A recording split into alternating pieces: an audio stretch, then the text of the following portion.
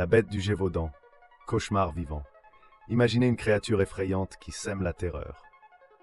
En plein cœur du XVIIIe siècle, une bête mystérieuse terrorise la France entière.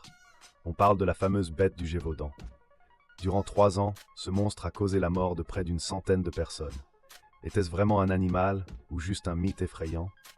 On pourrait croire à une histoire inventée, mais attendez d'entendre la suite. Tout commence le 30 juin 1764, lorsqu'on découvre le corps mutilé de Jeanne Boulet, une jeune bergerie de seulement 14 ans, près de Langogne. Ce petit village paisible du Gévaudan devient immédiatement le centre des discussions. Imaginez la scène. Des griffures et des morsures profondes infligées par une créature que personne ne peut vraiment décrire.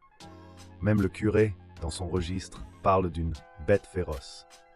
La question se pose alors, était-ce vraiment l'œuvre d'une créature démoniaque ou simplement une exagération d'un crime horrible?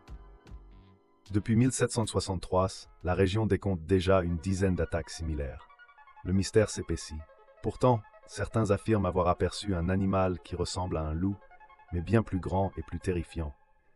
La terreur ne fait que grandir et les chasseurs se mobilisent, déterminés à trouver cette créature. Mais alors, qu'est-ce qui se cache vraiment derrière ces attaques cauchemardesques? Une simple bête ou une